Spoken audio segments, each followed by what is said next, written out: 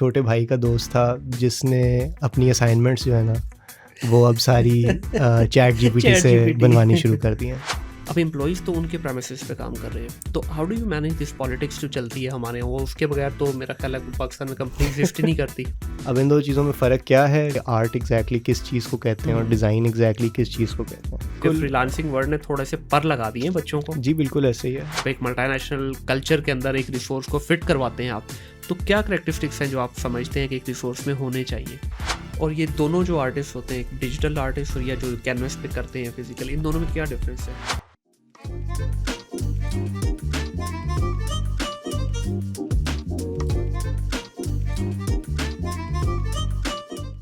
अस्सलाम वालेकुम ख़वातीन और हज़रात, welcome back to another podcast of think digital. My name is Munir Ahmad.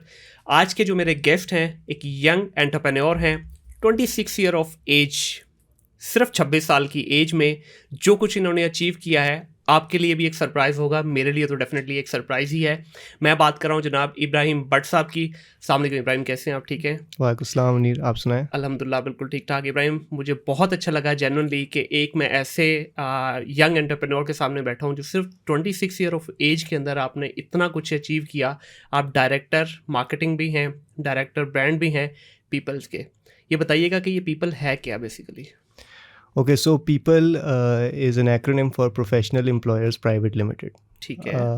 We are one of the oldest and largest HR services companies of Pakistan.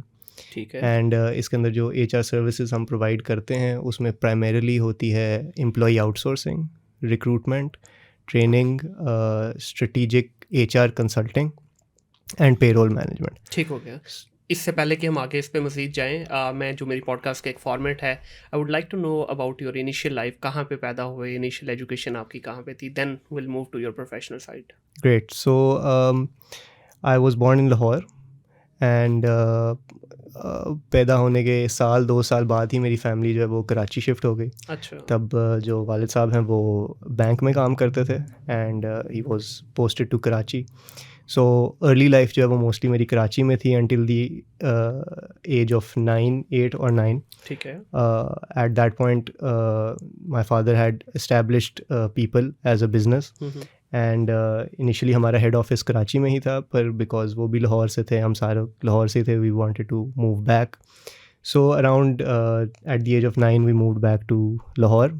उसमें ये condition थी कि अगर हमारा HSN कॉलेज में दाखिला हो जाता है तो फिर ही हम वापस मूव करेंगे। ये कंडीशन जो है वो आई थिंक मेरी वालदा ने प्लेस की थी, बट थैंकफुली मेरा भी एडमिशन हो गया, मेरे भाई का भी हो गया। किस क्लास में हुआ था HSN में आपका एडमिशन? क्लास 4 में। क्लास 4 में? Yes. तो ये तो बड़ा डिफिकल्ट होता है क्लास 4। इनफैक्ट वहाँ तो कहते हैं कि जब बच्चे के लिए आप प्लानिंग कर रहे हो तो HSN में फॉर्म पहले भर दें। ठीक है, तो आपका 4th ग्रेड में कैसे हो गया वहाँ?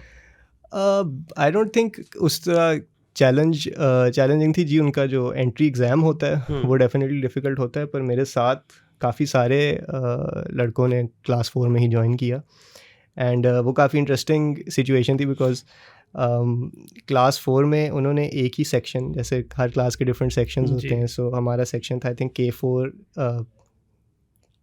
ग्रेड उधर नहीं कहते थे, K4 K1 K2 K3 K5 था, वो एक अजीब सा ही उनका निज़ाम है। सो K4H में मेरी एडमिशन हुआ था और उसमें सारे जो न्यू जॉइनर्स थे, न्यू एडमिशन्स थे वो थे, और साथ जिन सारे लड़कों ने क्लास 4 रिपीट की थी ना, जो फेल हुए थे वो सारे उसी सेक्शन में थे। अच्छा। so, मतलब कि जो नए क्या आप कहते हैं ना पप्पू बच्चे आए हुए होते हैं दूसरे स्कूलों से, मैं ख़ास तौर पे कराची से आया हुआ था वो, और जो उस उम्र के गुंडे थे उनको एक सेक्शन में डाल दिया था।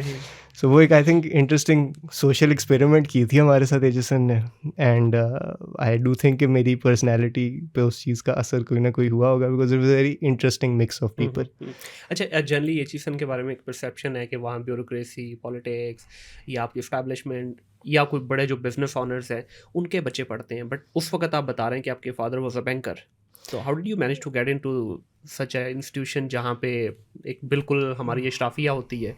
नहीं, आई थिंक ये perception is not so true any more. एक तो to clarify, we had entered the business world before I move to Lahore. ठीक है। बट आई थिंक कि ये परसेप्शन जो है ये थोड़ी सी इनएक्यूरेट है अब.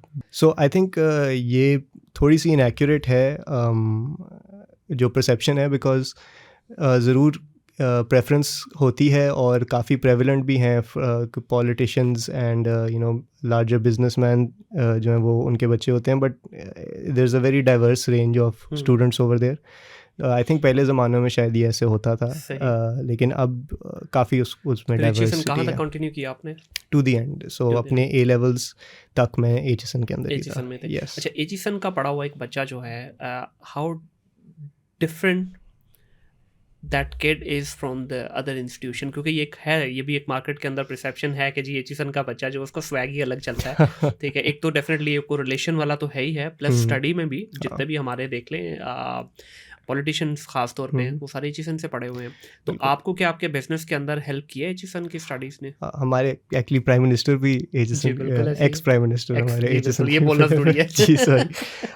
बट सो आई थिंक जो स्टडीज़ का स्टैंडर्ड है ना वो ऊपर नीचे होता रहता है हर स्कूल का. ऐसे ही है. जो एचएसएन के बारे में एक ख़ास चीज़ है जो कि जिस तरह आपने कहा कि उधर एक काफ़ी इस्टेब्लिश्ड बैकग्राउंड से भी लोग आते हैं जी.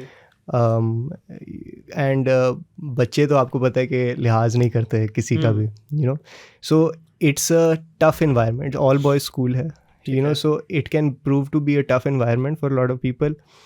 एंड अनफॉरगिविंग सा भी इन्वायरमेंट होता है, मजाक होते हैं, बुलिंग होती है बहुत ज़्यादा. सो व्हाट आई थिंक कि उसका पॉजिटिव इम्पैक्ट मेरा है कि इट रियली टीचेस यू के जी डिफरेंट टाइप ऑफ लोगों के साथ कैसे डील करना है. It teaches you the most difficult people, जो sharks जिनको कहते हैं, you learn how to move in a room full of sharks. And I think that is very important if you are coming into business like I am, या if आप किसी political aspirations आपकी हैं या governmental aspirations आपकी हैं या business की हैं. So उस perspective से I think that was a very valuable education. And जो स्टडीज़ इटसेल्फ हैं वो कभी उसका स्टैंडर्ड अप होता है, कभी डाउन होता है. सो आई कांट से कंसिस्टेंटली उसका I can't speak on that. But ये जो एक चीज़ है ये ज़रूर कंसिस्टेंट रही है एचएसएन में. हमारे से पहले भी होता था, हमारे बाद भी हो रहा है. And this is the best value that it offers for sure. So it's difficult, बच्चे के लिए मुश्किल हो सकता है, सारों को सूट भी नहीं करता, but it's very helpful in building your career in the future for sure. तो उसके बाद एचएसएन से जब आप निकले उसके बाद आप फिर कहाँ गए? So उसके बाद I went to the UK to study business management, University of Surrey में. Okay. So Surrey जो है वो एक काउंटी है लंदन से थोड़ी सी बाहर, गिल्डफोर्ड शहर था. एंड उधर मैंने 3 साल बिजनेस मैनेजमेंट पढ़ा. ठीक है. अच्छा, ऑफ कैमरा आप बता रहे थे कि जब आप वापस आते थे वेकेशंस के ऊपर, वेकेशन आपके लिए होती थी लेकिन घर वाले आपको कहते थे ये वेकेशन नहीं, वेकेशन वो है जो आप लंदन में गुजारते हैं, तो उसका थोड़ा बताइएगा.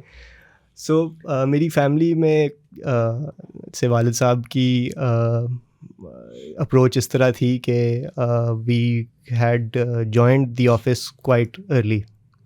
15-16 साल की उम्र पे हमें ऑफिस जाने को कह दिया गया था. ठीक है. ये नहीं कि हम उसी एज से जाके कोई बड़ा सीरियस काम कर रहे थे उधर, बट एटलीस्ट एक जाके ऑफिस एनवायरनमेंट में बैठना, अंडरस्टैंड करना कि हम काम क्या कर रहे हैं. अगर मैं पीपल की बात करूं पर्टिकुलरली तो इट्स, अब जैसे मैंने कहा कि एम्प्लॉय आउटसोर्सिंग है and we can get into the details of that कि वो एग्जैक्टली क्या है. पर एक बच्चे को प्रॉब्ली पहली दफ़ा सुन के नहीं समझ आएगी कि एम्प्लॉय आउटसोर्सिंग क्या है. थोड़ा टाइम लगता है इन सारी चीज़ों को अंडरस्टैंड करने में. अब हमारा कोर प्रोडक्ट वो था. तो so we started going to office quite early. School की छुट्टियां जो हैं वो ऑफिस में, यूनिवर्सिटी की छुट्टियां जो हैं वो ऑफिस में. और वही जो फिर मैं आपको बात बता रहा था कि वो कहते थे कि छुट्टियां तो आप यूनिवर्सिटी जब गए हुए हो, जब लंदन गए हुए हो, तो वो छुट्टियां इधर घर आके जो है ये काम तो इधर करना. सही. बट ऑब्वियसली तब इतना अच्छा नहीं लगता था, but I am very grateful for it now, because जो वो एडजस्टमेंट का टाइम होता है ग्रेजुएशन के बाद, वो ग्रेजुएशन से पहले ही मेरा मोर और लेस पूरा हो गया था. And it allows me to be more productive and more effective at this age. So right. तो वापस क्यों आए आप? यूजली तो होता है यंग बच्चे जो आजकल वो तो चाहते हैं कि यार ठीक है बस पाकिस्तान में गए तो गए बस, टाटा बाय बाय. तो आप वापस क्यों आए? Well mainly I would say कि बहुत फैमिली ओरिएंटेड हूँ मैं भी, और जस्ट ओवरऑल मेरी फैमिली का कल्चर इस तरह का है, पेट्रियाटिज्म भी है, सही है। एंड और टॉप ऑफ दैट वो तो कारोबार हमारे भी मियाँ है। साहब को भी बहुत है लेकिन वो इतने ज़्यादा मुहिब्बे वतन है कि देख लें कितना प्यार कर रहे हैं मोहब्बत मुल्क से, लेकिन पाकिस्तान से नहीं, किसी और जगह से Yes. और जैसी उनकी फ्लाइट बुक होती है ना, दोबारा उनके प्लेटलेट लो हो जाते हैं बस यही उनके बारे में तो नहीं मैं कुछ कह सकता, but on top of all of those things कारोबार भी इधर था, फ्यूचर के जो प्लान्स थे वो इसी चीज़ को जहन में रख के बनाए गए हुए थे कि पहले वापस पाकिस्तान आना है, सही। उसके बाद देख लेंगे कि एक्सपेंशन, ऑब्वियसली ग्लोबलाइजेशन हर बिजनेस के लिए एक टारगेट होता है, और हमने काफ़ी हद तक उस टारगेट को अचीव करने के ऊपर काम कर भी लिया है, but our head office is still here, our core software development team is still here, जिसके साथ मेरा मोस्ट लेना देना होता है, हमारी मार्केटिंग के सारे हेड ऑपरेशन इधर से होते हैं, सो एक कनेक्शन है इधर जो कि मुश्किल है नहीं, तोड़ना। अच्छी बात है। मैं ये समझता हूँ कि बट सब जितने भी लोग यहाँ पे हैं ना जो रह रहे हैं, वो अगर अच्छे तरीके से इस लैंड को एक्सप्लोर करें ना, तो ट्रस्ट मी जो अपॉर्चुनिटीज़ यहाँ है, मैं खुद 10 साल बाहर रह के आया हूँ सर, जो याशी प्रोग्राम यहाँ पे है ना, हाँ बाहर जी नहीं है बिल्कुल। वो। बाहर देखें, बाहर कोई फ़र्क नहीं पड़ता, आप कनाल के घर में रह रहे हैं, 10 कनाल के घर में रह रहे हैं, आप मर्सिडीज़ चला रहे हैं या आप टोयोटा करोला चला रहे हैं, यहाँ पड़ता है ना फ़र्क। यहाँ सल्यूट भी मिलते हैं आपको, आपको एक वैल्यू भी मिलती है, और आप प्रॉपर इन्जॉय करते हैं उस चीज़ को। वहाँ तो है ही नहीं इन चीज़ों को, कोई कल्चर ही नहीं है। तो मैं ये समझता हूँ, और जो बिज़नेस अपॉर्चुनिटीज़ यहाँ हैं वो शायद कहीं पे भी नहीं है। एब्सोल्युटली। मेरे से जब भी कोई पूछता है कि यार कोई बिजनेस आइडिया बताओ या कोई ऐप का आइडिया बताओ, कुछ स्टार्ट करते हैं, तो मैं कहता हूँ कि यार इस वक्त तो देख लो कि बाहर कौन सी ऐप चल रही है, वो इधर आके लॉन्च कर रेप्लिका दो, करना है। रेप्लिकेट कर दो, and that's working for a lot of people. बिल्कुल। अनफॉर्चुनेटली सॉफ्टवेयर डेवलपमेंट इतनी आसान नहीं है जितनी लगती है लोगों बिल्कुल, को, अब ऐसे वो ही है। शायद ये एआई वगैरह के साथ चीज़ और स्मूथ आउट हो जाए, बट वही बात है कि there so much money to be made सही over है। here, so much growth that can be achieved, and आपने बस वो blueprint follow करना है जो बाहर की apps कर रही True, हैं, बिल्कुल ऐसे ही है, एंड ऐसे ही है। अगर आप एग्जीक्यूशन उसकी एक कंसिस्टेंट तरीके से करते हैं तो there's a lot of opportunity है। बिल्कुल ऐसे ही। अच्छा, ये जो आपका पीपल कंपनी है, ये बेसिकली आपके फादर ने स्टार्ट की थी, this your family business, right? Yes. तो अभी पर्टिकुलरली आप ही देख रहे हैं इसको, या आपके बाकी फैमिली मेंबर भी इसमें इन्वॉल्व हैं? ओके, सो जो हमारी ग्रुप ऑफ कंपनीज है जीएसबी बिजनेस ग्रुप, जी। जिसमें से एक कंपनी पीपल है, and that is the company that I am primarily involved in. Right. बाकी मेरे आई हैव 2 ब्रदर्स जो कि डिफरेंट बिजनेसेस को देख रहे हैं। I have a younger sister who is still young, so अभी वो की एजुकेशन वगैरह चल रही है।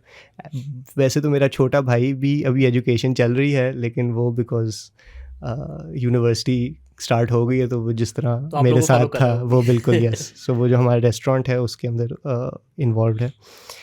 बट यस नहीं, my father is still quite thoroughly involve in the operations, Right. Finance side पे बहुत स्ट्रॉन्ग ग्रिप है उनकी।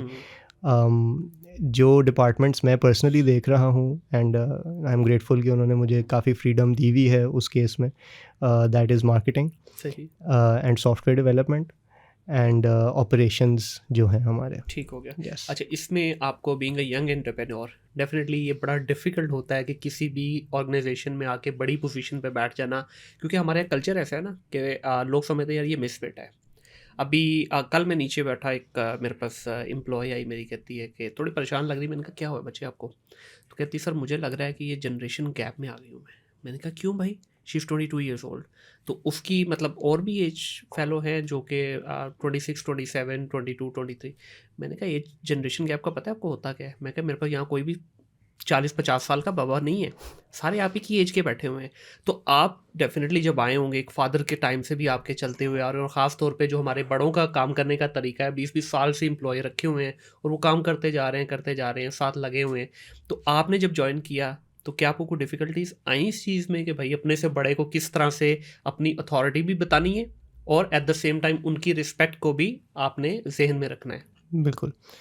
सो इसमें 2-3 बातें हैं जो मैं कर सकता हूँ। एक सबसे पहले ये कि how I developed the capability, या मुझे द कॉन्फिडेंस कि ये मैं डिसीजंस वगैरह इंडिपेंडेंटली ले सकूं to some extent is so जो I think the best example जो मैं आपको दे सकता हूँ इज़ के जो प्राइवेट लिमिटेड कंपनीज होती हैं ना जी उसमें यूजुअली ये प्रैक्टिस होती है कि एक सेंट्रलाइज्ड डिसीजन मेकिंग का स्ट्रक्चर होता है. ट्रू.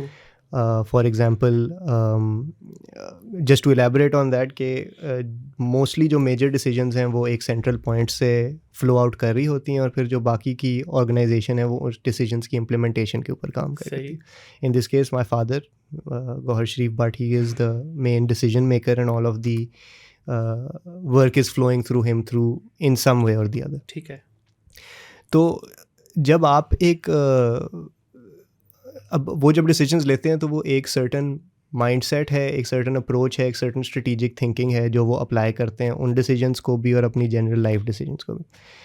अब जब आपको रेज़ किया होता है किसी ने तो आपके अंदर इनहेरेंटली वो अप्रोचेस और वो जो थिंकिंग का मेथड है वो इंस्टिल हुआ होता है. ज़ाहिर है आपको अपने पेरेंट्स से ही ये चीज़ें मिलती हैं. तो वो जब हमने रियलाइज़ किया कि जी जो सेंट्रल स्ट्रक्चर है वो उन मेन प्रिंसिपल्स के ऊपर ऑपरेट करता है जो कि हमें सिखाए गए हुए हैं. बिल्कुल. एंड उनकी कोशिश यही होती है कि जो भी उनका पुराना स्टाफ है उनको वो ट्रेन कर रहे हैं to think on the same lines. So उस एंगल से आप कह सकते हैं कि हमारी ट्रेनिंग जो है वो बचपन से ही हो रही थी कि वो डिसीजंस जो हैं वो किस तरह लेने एंड कौन से प्रिंसिपल्स अप्लाई करने हैं, क्या किस तरह की अप्रोच होनी चाहिए प्रॉब्लम सॉल्विंग के लिए. एंड बिकॉज ऑफ दैट एक थोड़ा सा कॉन्फिडेंस बिल्ड हो सका कि यार ये चीज़ें हमने सीखी हुई हैं एंड जो चीज़ें इधर बाकी के जिन गाइडलाइंस को फॉलो करने की कोशिश कर रहे हैं वो गाइडलाइंस हम बहुत देर से प्रैक्टिस कर रहे हैं और हमें सिखाई जा रही. So that's one thing that gave us a bit of confidence कि यार वो डिसीजन मेकिंग है हमारे अंदर या वो चीज़ों को देखने का तरीका वो है हमारे अंदर इंस्टेड. सो एक ये चीज़ है. दूसरा ये कि आई think that he was also aware of this challenge जिस तरह की आप बात कर रहे हैं एंड इस वजह से ही उन्होंने हमें एक इतनी अर्ली एज में स्टार्ट किया. So I am 26 now but like I said 15-16 की उम्र से I have been going to work and not a lot of people can say कि एट द एज ऑफ 26 उनके पास 10 साल का एक्सपीरियंस है इन द HR इंडस्ट्री और in the tech industry. पर मैं ये कह सकता हूँ एंड जो मेरे इर्द गिर्द स्टाफ है जो तब से मुझे देख रहा है उन्होंने भी वो उनको भी नज़र आती है ये चीज़. उनके अंदर भी ये कॉन्फिडेंस बिल्ड हुआ है कि यार एंड व्हेन आई स्टार्टेड तो ऑब्वियसली मुझे वो डिसीजन मेकिंग की अथॉरिटी नहीं दी थी जो अब मुझे दी गई है. बिल्कुल. सो आई स्टार्टेड विद जो माइनर टास्क्स हैं जी, पेरोल बनाना है, एक्सेल के ऊपर ये चीज़ मैनेज करनी है, वो चीज़ करनी है. सो जो तब से स्टाफ है हमारे साथ और कोर स्टाफ आपका ऑब्वियसली मोस्टली वही होता है जो ज़्यादा पुराना होता है. तो they have seen me grow in this way, they have seen me do the same, go through a similar process that they have gone through and I have earned their trust and in the same way that I have had to earn my father's trust. And इस वजह से आई think कि उनका मैं confidence जो है वो थोड़ा सा बिल्ड कर पाया था. दूसरा आई डू थिंक कि जो भी बंदा एक ऑर्गेनाइजेशन में आता है उसके पास कुछ यूनिक होता है जो वो ऑफ़र कर सकता है. ठीक, अब मेरे पास कुछ एक्सपोजर है जो कि मैं ऑफ़र कर सकता हूँ. हमारा सारा स्टाफ ऐसा नहीं है जो बाहर रह के आया हो या and specially in marketing perspective या मोस्ट एस्पेक्ट्स ऑफ बिजनेस दुनिया जो है वो कहीं ना कहीं की कहीं पहुँच गई हुई है. एंड इट्स वेरी इंपॉर्टेंट कि वो जो एक्सटर्नल एक्सपोजर से जो आपको कॉन्सेप्ट्स और क्वालिटी ऑफ काम आप देखते हैं उसको भी आप इधर इम्प्लीमेंट करें. एंड एक्चुअली रिसेंटली हम एक बिकॉज हम कॉन्फ्रेंसेस वगैरह भी करवा रहे होते हैं तो रिवर्स मेंटोरिंग के एक टॉपिक पे हमने कॉन्फ्रेंस कराई थी. बिल्कुल. सो उसमें ये होता है कि कंपनीज़ को भी ये HR की प्रैक्टिस है कि कंपनीज़ जो हैं वो इंकरेज कर रही हैं कि जो न्यू जॉइनर्स हैं उनको एक सिस्टमेटिक तरीके से ट्रेनिंग्स प्रोवाइड करनी चाहिए टू दी ओल्डर स्टाफ. ठीक है. अगर आप देखेंगे तो हम सारों के घरों में ये पहले से ही हो रहा है. जब फॉर इंस्टेंस मेरी दादी ने व्हाट्सएप पे किसी को वीडियो कॉल करना था तो मेरी छोटी बहन को कहती है. ठीक, दैट्स 60 years का प्रॉबली डिफरेंस है दोनों के बीच में. एंड इसी तरह जब एक कैनवा एक टूल है, शायद आप you are familiar with it. So मेरी जो एक सर खपाई होती थी फ़ोटोशॉप सीखना है. फ़ोटोशॉप ऐसा टूल है कि आप इस्तेमाल कर रहे हैं तो मुश्किल टूल नहीं है, बड़ा रुक जाते हैं बिल्कुल तो वो सारा फ्रॉम स्क्रैच करना। तो यही again my younger sister told me कि ये कैनवा एक चीज़ है, ये हमें स्कूल में सिखाई है यूज़ करें। उसके बाद हम इतना उस पर डिपेंडेंट हो गए हैं कैनवा के ऊपर as an organization, because it's such a good tool. अभी तो सर कैनवा भी पीछे रह गया, अभी तो एआई की इतनी सारी ऐप्स निकल आई हैं कि आप सिर्फ एक रॉ इमेज दें उनको। In fact we have been struggling with the sound of our podcast ना, खासतौर पे पॉडकास्ट का नहीं, मेरे व्लॉग्स का। अच्छा। तो मुझे एक एआई टूल मिला है, उसके अंदर सिर्फ मैं ड्रैग एंड ड्रॉप करता हूँ, माई जॉब इज डन। पहले वही we used to spend 30-40 minutes just to fix it, audio को। हाँ ऑडियो को। Now it's just 30 second only, drag and drop. तो कैनवा भी पीछे रह गया अब। हाँ। तो एआई अभी तो अब आप देखें कि ये अच्छी चीज़ है या बुरी चीज़ है। सर हमारे देखें, अगर ये समझने की बात है इसमें इब्राहिम, अगर तो आप ये समझ रहे हैं ना, बहुत सारे रिसोर्सेज आईटी की खास तौर पे आप बात करें तो हमारे रिसोर्सेज क्या हो, यार मेरी तो जॉब चली जाएगी। भाई जॉब नहीं चली जाएगी, आपकी जॉब इजी हो गई, क्योंकि उन टूल्स को भी यूज़ करने के लिए हम इंसान ही तो यूज़ करेंगे ना। जितना आप उसके अंदर अपनी एक्सपर्टीज बिल्ड करेंगे, ट्रस्ट मी, ये कैनवा ने ज़िंदगी आसान की है सर, की है बिल्कुल। तो अब क्या डिज़ाइनर फारिग हो गया? नहीं हुआ। वही डिज़ाइनर जो पहले 2 घंटे लगा के लोगो बनाता था, वो 10 मिनट के अंदर कैनवा पे बना के दे रहा है। दैट्स ट्रू जी, दैट्स ट्रू। पर ये है खौफनाक चीज़ थोड़ी सी, frankly speaking, because like I have told you I am an artist as well. इस पे हम बाद में आएंगे, आर्टिस्ट वाले भी आपके पॉइंट पे हमने बिल्कुल अच्छी डिस्कशन करनी है। श्योर। बट उसमें मैं ये सोच रहा था कि अब वो लेंजा के नाम से एक ऐप आई थी, पता नहीं आपने देखी कि नहीं, तो वो आप अपनी 15 सेल्फीज उसको भेजें तो वो आपकी 100-200 पोर्ट्रेट्स बना के आपको डिजिटल आर्ट बना के भेज देता है। तो मैं कुछ ऐसे आर्टिस्ट को जानता हूँ जिनका काम ही पोर्ट्रेट्स बनाना है। हाँ। तो they are out of business. Sir नहीं, दे विल नॉट बी। पता क्यों? ट्रस्ट में मेरे एक दोस्त ने, इंडस्ट्रियलिस्ट है वो भी, उसको कभी हम उसको सोशल मीडिया पे नहीं देखते, एकदम अचानक ना उसने डेली की एक अपनी डालना शुरू की। मैंने उसको मैसेज किया, मैंने कहा यार भाई ये क्या कर रहा है तू? अच्छा खासा खूबसूरत इंसान है, ये किस किस्म की पोर्ट्रेट डाल रहे हो? कहता है यार भाई अभी पता नहीं 400-450 रुपया दिया है तो अब शौक तो पूरा करूंगा ना। वो इतनी बेहुदा किस्म की वो बना के दे रहा है सर। एक डिजिटल आर्ट जो एक आर्टिस्ट के हाथ की चीज़ बनी हुई है ना, उसको इसके साथ कंपैरिजन नहीं कर सकते। हाँ, down the line in few years I am assuming के AI will be far better than what we have today. बिल्कुल, क्योंकि अभी उसके पास अभी AI क्या है, बेसिकली मल्टीपल रिकॉर्ड्स का जो वो है उसके कंपोजिशन में आपको चीज़ बना के देता है। तो जब 2 साल के बाद इसके ऊपर मिलियंस ऑफ रिकॉर्ड आ जाएंगे इन ऐप्स के ऊपर, तो प्रॉब्ली उस टाइम शायद एक बेटर ऑप्शन मिलेगी। अब कल हम एक ऐप को देख रहा था, बल्कि मैंने टीम को भी भेजी। अब जिस तरह मैं आपसे बात कर रहा हूँ तो मेरा आई कॉन्टैक्ट आपके साथ होना चाहिए। तो अब अगर मुझे कुछ लैपटॉप पे देखना है तो वो ऐप क्या करेगी, मैं लैपटॉप पे देख रहा हूँ लेकिन मेरी आंखों को आपकी तरफ ही कर देगी। अच्छा, ठीक है। NVIDIA समथिंग करके भेजी थी ऐसी मैंने आपको, तो बड़ी मज़ेदार वो ऐप है कि अभी आप ड्यूरिंग द पॉडकास्ट अगर कोई लेफ्ट राइट पे आप देख रहे हैं, सिस्टम पे देख रहे हैं, अपने सेलफोन पे देख रहे हैं। अब जिस तरह मुझे अक्सर जो है टीम के साथ भी कम्युनिकेट करना होता है ड्यूरिंग द रिकॉर्डिंग, तो मेरे लिए तो गोल्ड माइन है सर वो। मैं वो ऐप डालूंगा, मेरा आई कॉन्टैक्ट आप अपने गेस्ट की तरफ ही रहेगा, लेकिन मैं अपना काम भी साथ में कर रहा हूँ। तो बहुत सारी चीज़ें बेहतर भी हो रही हैं फॉर श्योर। और इसी बेहतरी की वजह से आई फील लाइक हम ऑब्वियसली इसमें और इन्वेस्ट कर रहे हैं, कोई इस पर रुकावट नहीं आ रही। बिल्कुल। And as a business person I appreciate its value and I understand कि जी ये जो भी हम टाइम सेव करते हैं, ये एक this adds up, you know, हम सारों की productivity as a whole increase हो गई है।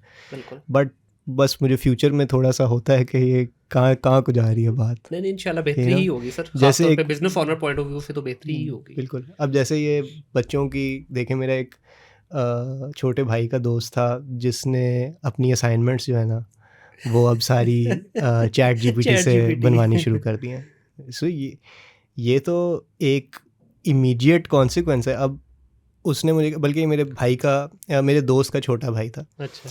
उसने कहा कि यार मैंने उसको बड़ा डांटा है कि ये तुमने नहीं करना। मैंने कहा यार तूने एक दफ़ा डांट दिया उसे, तुझे लगता है कि वो रुकेगा? क्योंकि अब उसको एज अ चाइल्ड उसको पता है कि यार एक तरफ मैं 2 घंटे लगाऊं एक असाइनमेंट करने के लिए और अगली दूसरी तरफ मुझे 5 मिनट मिल रही है। और उसके अलावा जो उसकी सारी क्लास है वो प्रॉबेबली वो भी सारे चैट GPT यूज़ करें, तो वो कहेगा कि मैं क्यों खुद ही ये असाइनमेंट लिखूं। अच्छा, यहाँ लेकिन इब्राहिम एक पॉइंट है, बड़ा इंपॉर्टेंट पॉइंट। देखिए वो पूरी क्लास भी यही कर रही होगी ना, अगर नहीं भी कर रही है जाके जब बताएगा ना वो सब यही करना शुरू कर देंगे। अब ये बच्चा कैसे स्टैंड आउट करेगा? ये बच्चा इस तरह से स्टैंड आउट करेगा कि भाई चैट GPT ने आपको एक बना के दे दिया आर्टिकल, उस आर्टिकल में आप अपना ह्यूमन ब्रेन डालो, because you know the situation better than chat GPT। आप अपना एलिमेंट उसमें डालो, उसको थोड़ा सा रीराइट अपने हिसाब से रीमॉडल करो, तो you will stand out in the class. तो बिल्कुल। यही बात हम कर रहे हैं कि रिसोर्सेज की वैल्यू ख़त्म नहीं होगी, बल्कि रिसोर्सेज ज़्यादा फ्लरिश कर जाएंगे जो इसके ऊपर थोड़ा सा काम अच्छे से करेंगे। हाँ, वो कॉपी पेस्ट करना है तो फिर तो हाँ, कहते हैं ना, नकल के लिए भी अकल की ज़रूरत है। दैट्स तो ट्रू, नकल करो बट दैट्स अकल ट्रू, लगाओ साथ में। दैट्स अच्छा, ट्रू। अभी सर मुझे ये बताइएगा कि इतनी यंग एज में माशाल्लाह इतना बड़ा सिस्टम आप मैनेज कर रहे हैं, तो आपके अभी मैं देख रहा था गूगल मैंने किया, पीपल लिख के मैंने सिर्फ अभी एंटर मारा है, तो पाकिस्तान की बजाय बल्कि मुझे आपका दुबई का ज़्यादा सेटअप नज़र आया। तो क्या इंटरनेशनली भी उसको भी आप लोग ही ऑन कर रहे हैं? जी बिल्कुल। सो मैं आपको थोड़ा सा हमारे कोर प्रोडक्ट्स के बारे में बता देता हूँ जी। पीपल में, ताकि कुछ क्लैरिटी मिल जाए। So employ outsourcing is the main thing that we do, and what that would mean is के लेट्स से एक क्लाइंट है XYZ के नाम से, उसके 500 सेल्स का स्टाफ है पाकिस्तान में। ठीक है। वो चाहते हैं कि जब आपका हेड काउंट बढ़ जाता है तो उस हेड काउंट की मैनेजमेंट का जो काम है ना, वो भी बढ़ जाता है। बिल्कुल ऐसे ही है। आपके सैलरी प्रोसेस होनी है, सैलरी में कोई मिस्टेक की गुंजाइश नहीं है ऑब्वियसली। आपके लेटर्स इशू होने हैं, आपकी यूनिफॉर्म्स आने हैं, आपकी पर्सनल इक्विपमेंट आनी है, डिपेंडिंग ऑन व्हाट इंडस्ट्री क्या है द आपकी? इंडस्ट्री क्या है, काम क्या है। सो मोस्टली जो मल्टीनेशनल्स होते हैं या जो लोकल बड़ी हेडकाउंट वाली कंपनीज होती हैं, वो चाहते हैं कि ये काम वो किसी और को आउटसोर्स कर दें ताकि वो अपने कोर बिजनेस के ऊपर फोकस कर सकें। So that's where people comes in. हमारे पास टीम्स हैं जो कि on a daily basis salaries ही प्रोसेस कर रही हैं डिफरेंट क्लाइंट्स की, या एक हमारा डिपार्टमेंट है जो लेटर्स इशू करता है। ठीक है। फिर हमारे पास एक HR प्लेटफॉर्म है सारी चीज़ को सपोर्ट करने के लिए, सॉफ्टवेयर।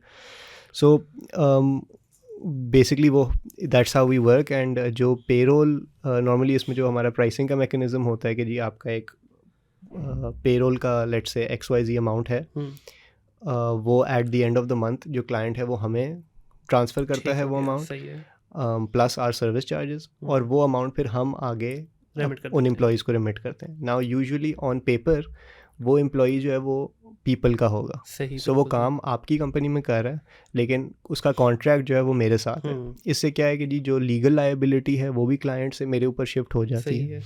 उसके बाद जो उस क्लाइंट की उस एम्प्लॉई की वेरियस स्टैट्यूटरी पेमेंट्स हैं, उसके लिए I become the responsible party. So वो एम्प्लॉई ओल्ड एज बेनिफिट्स हो गए, वो सोशल सिक्योरिटी हो गया, वो इंश्योरेंस हो गया, वो सारा कुछ जो है वो हम देखते हैं अपने क्लाइंट के बिहाफ पे। And what we offer is उनको कुछ फ्रीडम टाइम की मिलती है, या फोकस वो अपना रियलाइन कर सकते हैं on their core business objective. And same applies on international projects as well, जिस तरह दुबई के और यहाँ के एंड ऑफ सर्विस बेनिफिट में there is lot of difference. बिल्कुल, यस। तो आप वहीं के हिसाब से अलाइन करेंगे? बिल्कुल। Thankfully we manage to build a team जिसकी एक एक्सपर्टीज़ है इन ऑल दीज कंट्रीज़।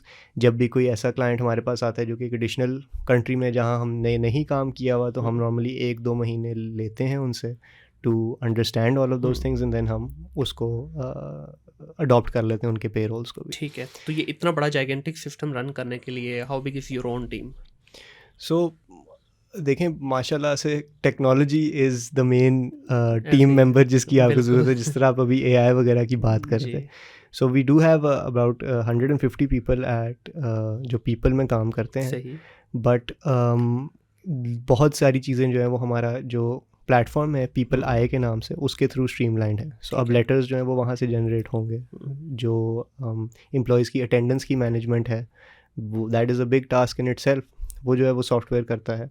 उसके बाद जो पेरोल के लिए सारा डेटा इकट्ठा करना है और उसको एक फाइनल पेरोल फॉर्म के अंदर लेके आना है, वो भी हमारी सॉफ्टवेयर हमें सपोर्ट करता है। तो बेसिकली ऑटोमेशन के ऊपर ज़्यादा आप रिलाई कर रहे हैं? बिल्कुल, और हम कोशिश कर रहे हैं कि मोर और मोर उसके ऊपर हम अपनी डिपेंडेंसी बढ़ाएं, because obviously there is no other way forward, right? Do you also manage the appraisals and all the performance related stuff for the companies? Yes. So यही अगेन दिस इज समथिंग जो हम अपने HRMS के through करते हैं, people आए, and उसके अंदर लोगों की जॉब डिस्क्रिप्शंस, उनके गोल्स, उनकी वेरियस कॉम्पिटेंसीज़, उनका एक्चुअल अप्रेजल इवैल्यूएशन का प्रोसेस, उसके बाद जो इवैल्यूएशन के बाद इंक्रीमेंट की कैलकुलेशन है और डिस्ट्रीब्यूशन है based on their results in the appraisal, वो भी हम सारा कुछ सॉफ्टवेयर के थ्रू मैनेज करते हैं। ये जब चीज़ें हम मैनेज कर रहे हैं, बिकॉज बीइंग थर्ड पार्टी, अब एम्प्लॉइज़ तो उनके प्रेमिसेस पे काम कर रहे हैं, तो how do you manage this politics जो चलती है हमारे यहाँ, वो उसके बगैर तो मेरा ख्याल है पाकिस्तान में कंपनी एग्जिस्ट ही नहीं करती, ठीक है, तो उसको कैसे मैनेज करते हैं? उसकी टांग खींचना, उसकी टांग को मरोड़ देना, इधर से तोड़ देना, ये सारा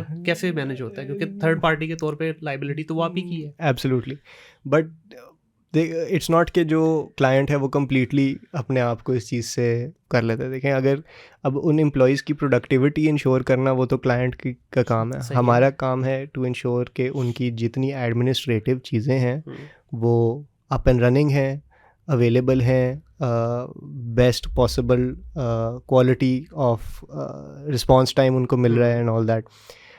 जो उनके एम्प्लॉयज़ कर रहे हैं उसका एक्यूरेट डेटा हम उनको पास ऑन कर रहे हैं, दैट इज़ आवर जॉब।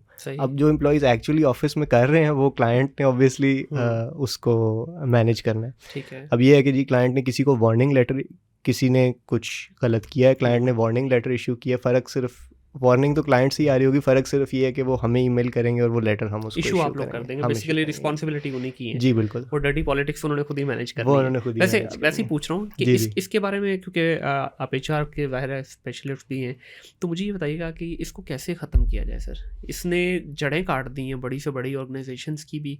वो क्यों मैं ये बात बोल रहा हूँ, क्योंकि हमारी ग्रोथ रुक जाती है ना सर। जहाँ आपके इंटरनेशनल ब्रांड्स जो हैं वो कहाँ से कहाँ चले गए, एक कंट्री से 10 से 20 में चले गए और हम लोग इंटरनेशनल से लोकल होना शुरू हो गए। तो ये भी एक बहुत बड़ी अलमिया है हमारी ओवरऑल सोसाइटी के लिए कि यहाँ पे चीज़ें क्यों स्मूथ नहीं हो पा रही। इसके पीछे किसको दोष दें? एक कहावत है, क्रैब्स बकेट का सुना है आपने कभी? केकड़ा जो होता है क्रैब, उसको अगर आप एक बाल्टी में भर देना क्रैब्स को, तो उसमें से जब आप एक को निकालने की कोशिश करते हैं ना तो जो नीचे वाला होता है वो उसको पकड़ लेता है, और जो उससे नीचे वाला होता है वो उसको पकड़ लेता है। बिल्कुल। फॉर सम रीज़न ये मेंटालिटी जो है वो हमें तंग कर रही है इस कंट्री में, यू नो, एक क्रैब्स बकेट वाली मेंटालिटी है। अगर मैं ऑब्वियसली अपनी इंडस्ट्री की पर्टिकुलरली मिसाल देना तो मुनासिब नहीं है, पर मैं अगर आपको किसी और इंडस्ट्री की एग्जांपल दूं, जिस तरह फिल्म इंडस्ट्री आप देख लें, नुमान इजाज़ का आपने ऑब्वियसली सुना होगा, मेरे वालिद साहब के दोस्त हैं, वो मुझे बता रहे थे कि इंडिया में एक साल में tens of thousands of movies release होती हैं। ट्रू। पाकिस्तान में 5, 6, 7 बिल्कुल जिनका आपको पता हो। हाँ जी। अब मौला जट देखी आपने मूवी? देखी है हमने। वो बनी कब थी और वो रिलीज़ कब हुई है? ऐसे ही है, क्योंकि दो लोग आपस में लड़ रहे थे राइट बिहाइंड द सीन्स। बिल्कुल ऐसे ही है। इसी तरह ये ज़रार एक मूवी थी शान की, वो भी बनी कब थी, रिलीज़ कब हुई? फिर आप जॉयलैंड का शायद आपने सुना, जॉयलैंड बन गई, रिलीज़ भी हो गई, लेकिन यू नो इंटरनेशनली उसको इतना क्लेम मिला, इतना क्लेम मिला, पर इधर सेंसर बोर्ड ने पास नहीं किया। And I don't know what the real story was, पर जो स्पोक्स पर्सन हैं उस मूवी के, उन्होंने तो कहा है कि ये किसी ने मलिशियसली जो है ना पॉलिटिक्स हमारे साथ खेलने की कोशिश की। तो नतीजा एंड में क्या है कि जी हमारी जो इंडस्ट्री है वो कोई भी प्रोडक्ट पुट नहीं कर पा रही बाहर, और जो हमारे नेबर्स हैं they are doing tens of thousands of times what we are doing, and I don't understand why. इसकी रूट पे क्या है? डेस्परेशन है बहुत ज़्यादा, ऑब्वियसली पॉवर्टी है, पीपल आर कन्विंस्ड कि जी हमें अपना हक खुद ही लेना पड़ेगा वरना हमें नहीं मिलेगा, और एक बिटरनेस भी है, you know, as much as I love this country, there is these certain problems जो कि हम face कर रहे हैं on a day to day basis, और दूसरों को कहना आसान है पर अपने आप को इस thinking के साथ realign करना is more important। and अभी तक मुझे HR के अंदर कोई इसका हल नहीं मिला पाकिस्तानियों का। मैंने क्यों पूछा आपसे जी, ये मैंने स्पेसिफिकली सवाल इस वजह से पूछा आपकी एज को देखते हुए। okay. देखिए यही सवाल अगर मैं कोई अपनी एज के बंदे से 35-40 साल के बंदे से पूछूंगा ना, तो कहेगा यार ये हमारी बस परंपरा चलती आ रही है, हमारी नसों में बैठी हुई है, छोड़ दो इसको, ये दूर नहीं होगा। But my concern is if a young guy जिसके आगे अभी दुनिया खुलनी है, वो भी अगर यही बात कर रहा है, तो सर फिर तो होप ही खत्म हो गई ना। एक 26 साल के बच्चे के पास एक आंसर होना चाहिए इसका। देखिए इम्प्लीमेंटेशन हो ना हो एक अलग बात है, but you should have something in your mind कि हाँ यार ये चीज़ इंग्लैंड में हो रही थी, ये चीज़ दुबई में आपकी कंपनी है, वहाँ आप कर पा रहे हो, ये चीज़ ऑस्ट्रेलिया में कर पा रहे हो, व्हाई नॉट इन पाकिस्तान? देखिए, नाउमीदी तो कुफर है, बेशक। सो वो उससे तो दूर ही रहना चाहिए, और जो आपको नाउमीदी दिलाए उसको काफिर भी कहना चाहिए। बिल्कुल। तो मैं बिल्कुल इधर कोई उस तरह की चीज़ तो नहीं करना चाह रहा। I think as a nation we need to realise के एक दूसरे के सक्सेस में ही हमारा सक्सेस है, बिल्कुल। and nobody can get us out of this mess except for ourselves. And जब हमें ये रियलाइजेशन होगी कि यार किसी और की टांग खींचने से मैं अपने आप को भी हैम्पर कर रहा हूँ, that is probably when we will start to grow, and maybe it's something जो हमारी एजुकेशन के थ्रू हमें आना चाहिए। इस्लाम में तो ये सारी लर्निंग्स हैं, even though that is the foundation of our country, Islamic Republic of Pakistan. हम उसकी जो टेक्निकलिटीज़ हैं या उसकी रिचुअल्स हैं उन पे हम ज़्यादा फोकस कर रहे हैं as oppose to the actual essence जो वो उस पर कम्युनिकेट करने की कोशिश कर रहा है। सो आई डू थिंक के इस्लाम एक ऐसी चीज़ है जो कि इस नेशन को यूनाइट करती है।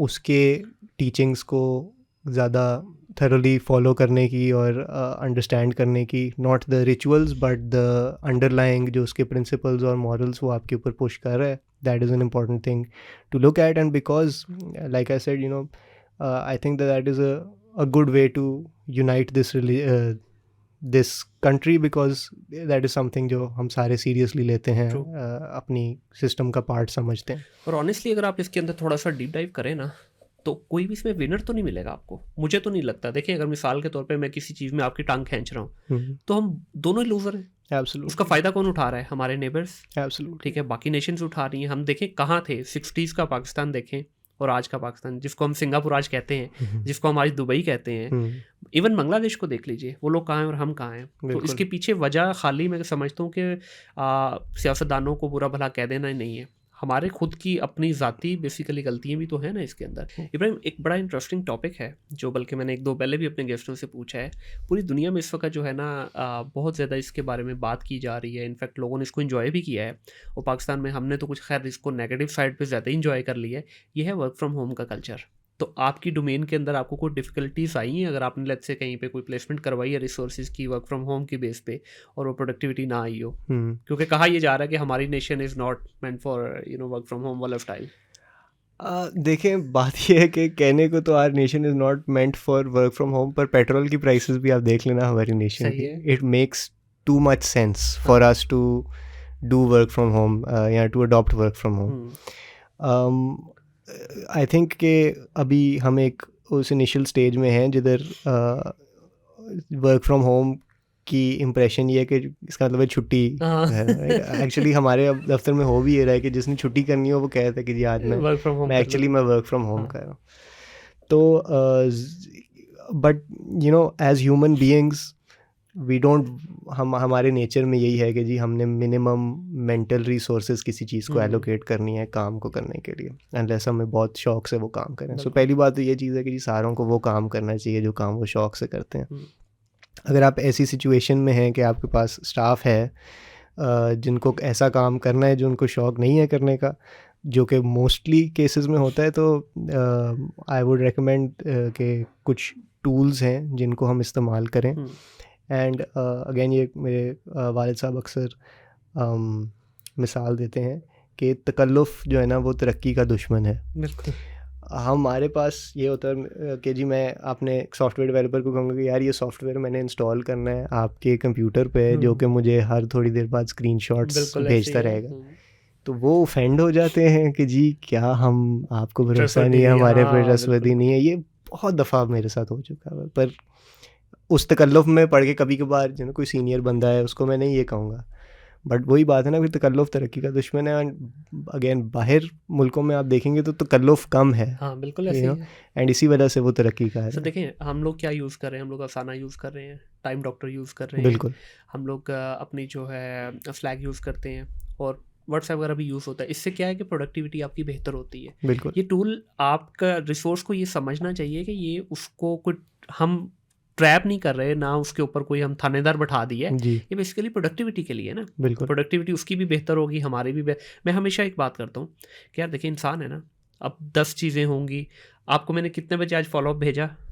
तकरीबन मेरा ख्याल 12 है बजे 11 12 12 बजे। हाँ। क्यों भेजा? हालांकि मुझे पता था, आपने खुद मुझे कंफर्म किया आपने आना था, लेकिन मैंने आपको खुद फॉलोअप भेजा क्योंकि हो सकता है सर आपके जेहन में उस वक्त मल्टीपल चीज़ें चल रही होंगी, मेरे जेहन में भी चल रही होंगी, दोनों में से कोई भी भूल गया, पॉडकास्ट की तो वॉट लग गई ना। हाँ तो बिल्कुल मैंने सबसे पहले अपनी टीम को भेजा, एग्जैक्टली 2 मिनट के बाद मैंने आपको भेजा।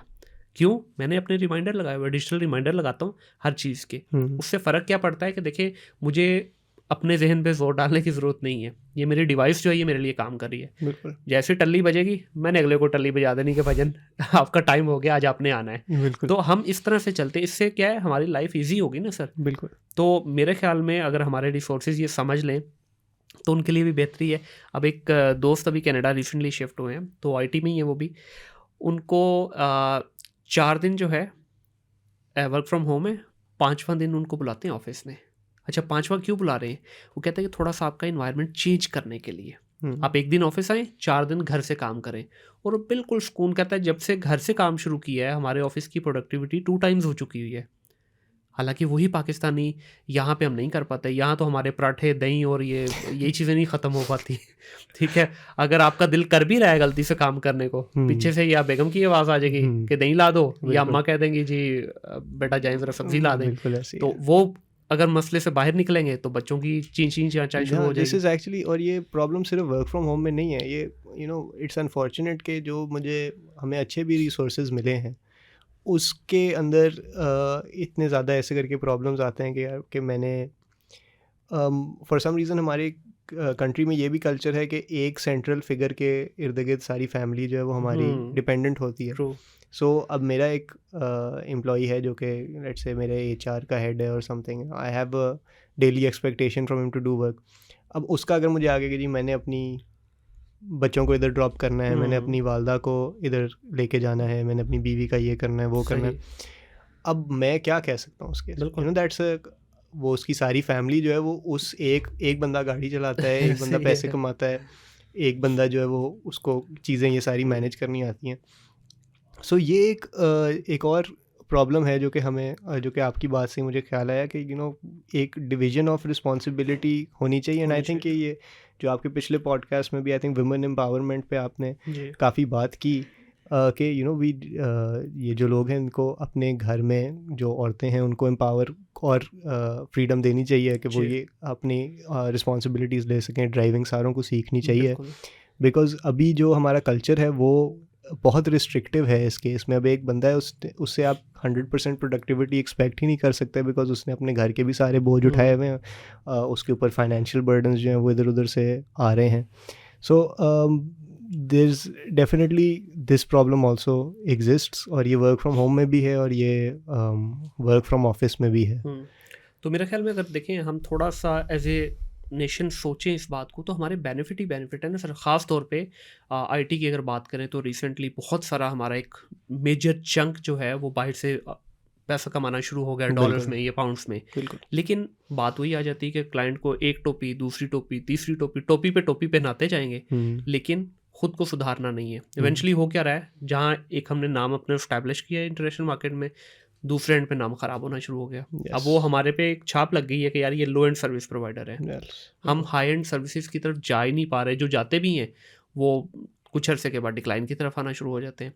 अच्छा, दूसरा इसके अंदर आप क्या समझते हैं कि जब एक रिसोर्स को आप हंट कर रहे हैं, डेफिनेटली ये बहुत ज़िम्मेदारी का काम है कि ख़ास तौर पे एक मल्टीनेशनल कल्चर के अंदर एक रिसोर्स को फिट करवाते हैं आप, तो क्या करैक्टरिस्टिक्स हैं जो आप समझते हैं कि एक रिसोर्स में होने चाहिए या जो आप देखते हैं व्हाइल हायरिंग? देखिए 2 मेन डायमेंशंस हैं और ये अक्सर एक बंदे में इकट्ठी अगर आपको मिल जाए तो ये बहुत स्पेशल चीज़ है, गोल्डन रिसोर्स। वो गोल्डन रिसोर्स है। सो एक है कैपेबिलिटी और एक है विलिंगनेस। राइट। सो इधर होता क्या है कि अगर इधर नहीं, एक जेनेरिक सेंस में जो लोग ज़्यादा कैपेबल हैं वो काम में इतना इंटरेस्ट नहीं लेते, और जो लोग ज़्यादा मोटिवेटेड हैं उधर कैपेबिलिटी का मसला आ रहा है। ये एक पैराडॉक्स है जिसके साथ आप रिक्रूटमेंट में जो है ना कॉन्स्टेंटली प्ले कर रहे हैं। Right. Now what do we recommend? We recommend के कैपेबिलिटी से ज़्यादा जो है वो उसके इंटरेस्ट, जो बंदा आपको लगता है कि जी मॉरली ठीक है, काम करने को की विलिंगनेस है, उसको हम we would always prefer him over somebody who is very technically capable but does not have the motivation to do, because लोग सीख जाते हैं एंड कैरेक्टरिस्टिक और किसी का जो कैरेक्टर है वो किसी को सिखाना बहुत मुश्किल है, स्पेशली 30s के बाद किसी की पर्सनैलिटी या किसी की आदतें चेंज करना बहुत मुश्किल काम है। ऐसे ही है, बिल्कुल ऐसे ही है। So we look at character mainly and capability secondly, but obviously वो क्लाइंट के उसके ऊपर होता है। बट अगर if we are ever caught between two resources के यार ये एक पैराडॉक्स है, तो फिर हम तो क्लाइंट को हमेशा ये रेकमेंड करते हैं कि यार जिस बंदे का एटीट्यूड ठीक है उसको आप ऑन बोर्ड लें, उसके ऊपर आप थोड़ा सा टाइम लगाएं एंड वो आपको probably in the long term बेहतर बेनिफिट। अच्छा, ये जो अभी आपने बात की कि नॉन सीरियसनेस बेसिकली रिसोर्सेज में बहुत ज़्यादा आ गई है,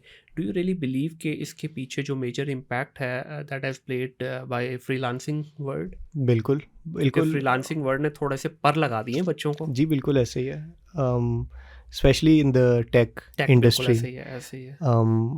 और अगर आप पाकिस्तान में काम कर रहे हैं और आपको एक जगह से PKR में सैलरी मिल रही है और 2 दिन आप फ्रीलांस करके डॉलर्स में उतनी उस सैलरी को मैच कर लेते हैं, $200 है, 50,000 रुपये सर, तो बिल्कुल एक सेंस ऑफ डिस्ट्रैक्शन जो है वो बन गया। And you can not blame these people because like I said एक नीड है, फाइनेंशियल रिस्ट्रिक्शंस हैं हमारे ऊपर, फाइनेंशियल प्रेशर्स हैं। एंड मैं खुद आई एम क्या कहते हैं, क्या मैं भी इसमें ये सॉरी इसको आप अगर एडिट आउट कर दें, मेरा जो लफ्ज़ भूल गया, but I am personally also taking part in this, like I said freelancing आप कह लें कि जी दिन का वक्त मेरा जो है ये पीपल की तरफ होता है, रात के वक्त मैं अपना आर्ट वर्क करता हूँ। तो अगर मेरा एक ज़्यादा लंबा प्रोजेक्ट है और मुझे उसकी डेडलाइन मीट करनी है आर्ट वर्क की, तो मेरा सुबह ऑफिस में ऑब्वियसली वो एनर्जी नहीं होगी जो कि रात को होगी। But because we are all motivated to by different things, for me it is to establish myself as an artist as well. तो इसका डेफिनेटली जिस तरह आप कह रहे हैं कि इम्पैक्ट है फ्रीलांसिंग का एक है। And what I think is that in the future everybody will only become freelancers। ठीक है, there's no harm in it, लेकिन मेरा जो यहाँ पे जो मुझे जहाँ पे थोड़ा सा इख्तलाफ है, मैं खुद भी फ्रीलांसिंग करता हूँ, जो इख्तलाफ है ना वो इस चीज़ पे कि बच्चा डॉलर की रेस में तो आ गया, यहाँ तक ठीक है, लेकिन उस डॉलर को 100% फर्म बनाने के लिए वो उसके अंदर वो कन्विक्शन नहीं है। प्रॉब्लम देखिए, एक जॉब है ना, आपको पता है कि यार जब आप करेंगे तो उसके अगेंस्ट ही आपको end of the month salary मिलेगी। अब यहाँ बच्चा क्या कर रहा है, वो चीज़ नहीं है। वो एक क्लाइंट पकड़ा, अब वो एक क्लाइंट को प्रॉपरली सर्व नहीं किया and he is ready for the second client, second को हंट नहीं किया तो थर्ड की तरफ चला गया। अब वो काम नहीं कर रहा बच्चा, सिर्फ क्लाइंट हंटिंग कर रहा है। तो मेरे ख्याल में अगर बच्चा थोड़ा सा सीरियस होके, या जो रिसोर्सेज वाकई इसको अपना करियर बनाना चाहते हैं, सर मेरे कितने दोस्त हैं जो इस वक्त हज़ारों डॉलर कमा रहे हैं, महीने को 15-15, 20-20 लाख रुपया सिर्फ फ्रीलांसिंग से कमा रहे हैं। मेरा अपना जो सेटअप आपने देखा है नीचे, सारा फ्रीलांसिंग से स्टार्ट हुआ है और आज भी हम फ्रीलांसिंग के प्रोजेक्ट्स लेते हैं। लेकिन डिफरेंस क्या है कि प्रोजेक्ट्स जरूर फ्रीलांसिंग से लेते हैं, लेकिन वो एक पूरे एक सिस्टम के तहत 30-35 लोगों की जो टीम है वो उसको पूरी प्रॉपरली मैनेज करती है। और क्लाइंट इस चीज़ के ऊपर ज़्यादा कॉन्फिडेंट होता है कि यार rather than just giving it to single guy who is just one brain, let's give it to a company जिसके पीछे 4-6 लोग एटलीस्ट एक प्रोजेक्ट पे काम करेंगे, तो he will get a proper value against the services. Absolutely, हमने भी पीपल के अंदर भी हमारा ये एक्सपीरियंस रहा है कि पहले हमारी सारी सॉफ्टवेयर डेवलपमेंट की टीम जो है वो इन हाउस थी। ठीक है। उससे क्या होता है कि जी टारगेट मीट हो या ना हो, आपकी कॉस्ट जो है वो लगती जा रही है ऑन अ रिकरिंग बेसिस। बिल्कुल ऐसे ही। दूसरा ऑब्वियसली टर्नओवर बहुत है टेक इंडस्ट्री में। सो देन वी रियलाइज कि यार अगर ये हम कुछ मॉड्यूल्स जो हैं वो किसी को आउटसोर्स कर दें, सही। तो सो एटलीस्ट हमारे पास एक सेट अमाउंट होगी जिसके अंदर हम इस काम को कंटेन कर सकते हैं, बेशक वो टाइम ज़्यादा ले। ठीक है। एंड जो भी आप इस वक्त HR की किताब या कोई स्कॉलरली आर्टिकल पढ़ें, उसमें फ्यूचर वो यही कहते हैं कि everybody is eventually going to transition into freelancing. ये जॉब वाली जो चीज़ है ये ख़त्म हो जाएगी। आप अपने काम के लिए रिस्पॉन्सिबल हैं। आपको तब कोई इंगेज करेगा जब आपकी सर्विसेज की ज़रूरत है। जब आपकी सर्विसेज की ज़रूरत नहीं है तो आपको वो डिसंगेज कर देगा। You are free to. So अभी हम एक अजीब ट्रांजिशन पीरियड में हैं एंड लेट्स सी आपके और मेरे लाइफ टाइम में ये ट्रांजिशन पीरियड ख़त्म होता है कि नहीं होता। But most likely in the future everybody is going to move to the freelancing. बिल्कुल ऐसे मुझे इतना पता है कि सर पिछले 4 से 5 साल के अंदर लाखों घरों के चूल्हे जले हैं। ख़ास तौर पे अगर मैं आईटी की बात करूं या पूरे ओवर ई कॉमर्स की बात करूं, लाखों लोगों के चूल्हे जले हैं। सर बच्चा 20-25 हज़ार कमाता था, माशाल्लाह आज वही बच्चा 1-1.5 लाख रुपए कमा रहा है। तो जैसे जैसे चीज़ें इंप्रूव हो रही हैं ओवरऑल, आपको भी पता होगा इस चीज़ का, हम इस वक्त पूरे वर्ल्ड में तीसरे या चौथे नंबर पे फ्रीलांसिंग के अंदर है। अच्छा। हमारा आज से एग्जैक्टली 2019-20 के अंदर हमारा जो नंबर था वो 7 था। अच्छा। 2017-18 में हमारा नंबर था 10th। तो आज हम 3rd नंबर पे बैठे हुए हैं। तो ये इसी वजह से हुआ ना कि बच्चे आए इस तरफ, अच्छा काम किया, डिलीवर किया, अब इसको कंटिन्यू करना है हमने। वर्ल्ड नंबर बेस्ट आर्मी बन सकते हैं हम, लेकिन उसी सूरत में बनेंगे जब थोड़ी सीरियसनेस, थोड़ा अपने अंदर से इस चीज़ को निकालेंगे कि यार जुगाड़ के थ्रू क्लाइंट पकड़ो और जुगाड़ के थ्रू ही बेसिकली इसको डिलीवर करें। बिल्कुल वही जो आपका पॉइंट है कि अगर आप फ्रीलांसिंग कर रहे हो तो आप जॉब ना करो, आप फुल टाइम फ्रीलांसिंग करो। वो भी जॉब ही एक किस्म की, वो भी जॉब ही है एक किस्म की। And like you are saying, you know, it's proving to be a lot more lucrative for a lot more people. So focus is important. You know, जिस चीज़ में भी आप का फोकस डाइवर्ट हो रहा है उस चीज़ में आप का काम की क्वालिटी डेफिनेटली सफ़र करेगी। बिल्कुल ऐसी। अच्छा, अभी इब्राहिम मूव करते हैं आपकी आर्टिस्ट वाली साइड के ऊपर, जो आपका पैशन है बेसिकली।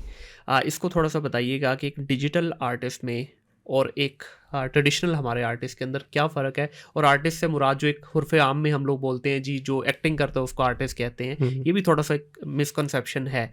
तो आप वो एक्टिंग वाले आर्टिस्ट नहीं हैं, बल्कि आप डिजिटल और क्रिएटिव वाले आर्टिस्ट हैं। थोड़ा इसके बारे में ज़रा बताइएगा प्लीज़।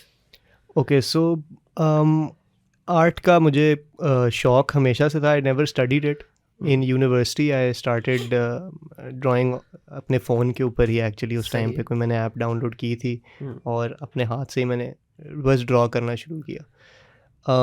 और उसको ड्रॉ करके जो है ना, मैंने एक वॉलपेपर बना लिया अपने फ़ोन के लिए। और I don't think much of it, you know, I liked what it look like, और मैंने अपना वॉलपेपर वो रख दिया।